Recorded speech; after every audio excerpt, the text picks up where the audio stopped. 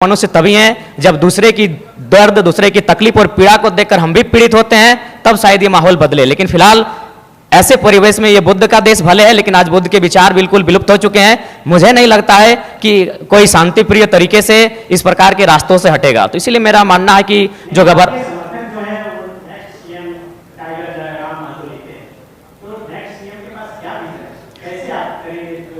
देखिए, सबसे पहली बात, उन भय बिना प्रीत नहीं। उनके साथ अगर दोषी पाए जाते हैं तो कठोरतापूर्वक कानूनी कार्रवाई की जाएगी, और मैं बिल्कुल उसका पक्षधर हूं।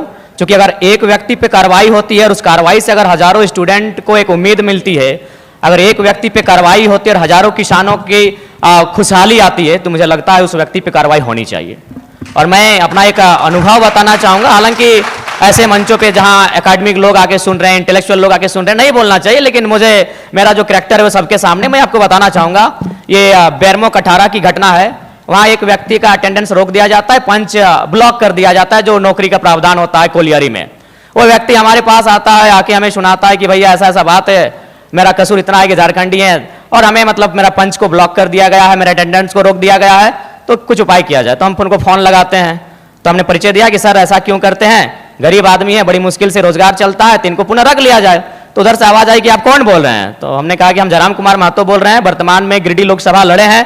तो बोला नहीं, आपसे हम परिचित नहीं है। तो हमें लगा कि शायद वो विधायक या सांसद की पैरवी सुनना चाहते हैं। तो मैंने इतना कहा था कि 2 महीने के बाद चुनाव है, हम बेरमो भी लड़ेंगे, गोमिया भी लड़ेंगे, डुमरी भी लड़ेंगे। अगर वहां से कोई भी सीट जीत के आ जाते हैं तो आपको दामोदर नदी में ले जाकर डाल देंगे। विश्वास कीजिए, विश्वास कीजिए, वो व्यक्ति का भी नाम बता देंगे, ऐसा नहीं हम झूठ बोल रहे। 10 सेकंड में उनका आवाज बदला कि जयराम बाबू बोलिए क्या बात है। अगर मेरे इस व्यवहार से उसका नौकरी बच जाता है तो मुझे अपने इस व्यवहार से कोई कंप्रोमाइज नहीं करना है। 24 साल आपने चला लिया श्रीमान करके, 24 साल आपने चला लिया नियम कानून की बात करके। हमें लगता है कि एग्रेसिव गवर्नमेंट आनी चाहिए, और मेरा यही एग्रेशन मुझ में रहेगा। क्योंकि मैं ना संजय मेहता जी के तर्ज पे मैं बरी से आता हूं, ना मैं चौपारण से आता हूं, ना मैं गढ़वा से आता हूं, मैं धनबाद से आता हूं। मैं एक घटना सुनाता हूं सुरेश महतो की, और विधायक मैडम बैठी हैं, हालांकि उस समय वो बहुत किस्सा पुराना है। वो झरिया विधानसभा की घटना है, वो भोरा क्षेत्र की घटना है। एक व्यक्ति है, उनका नाम है सुरेश महतो, मैं उस कौम का बेटा हूं। एक व्यक्ति थे, उनका नाम था सुरेश महतो, मैं उस कौम का बेटा हूं। उनको मारा गया था, उनकी सांसें थी, उनके दोनों पांव को काटा गया था। उनकी सांसें चल रही थी, उनके दोनों हाथ को काटा गया था। उनकी सांसें चल रही थी, उनके दोनों आंख को निकाला गया था। इसीलिए मैं मीठी बात करने नहीं जानता। मुझे लगता है एग्रेशन से राज्य को बदलूंगा। मैं उस कौम से आता हूं, मैं उस क्षेत्र से आता हूं जहां हमने सिर्फ कत्लेआम देखा है। झारखंड हमने बनाया है भैया। निर्मल महतो के सीने में गोली लगी थी, तब झारखंड का चर्चा दिल्ली में हुआ था। तब राजीव गांधी को पता चला था कि हां, झारखंड की डिमांड किया जा रहा है। तो मुझे लगता है एक बार ये श्रीमान, ये नियम कानून, एक बार एग्रेशन की गवर्नमेंट होनी चाहिए। बाकी यूथ डिसाइड करे। मेरा जो व्यवहार है, फॉलो अप के मंच में भी मेरा यही व्यवहार है। पसंद लगे वोट कीजिएगा, ना लगे इग्नोर कीजिए।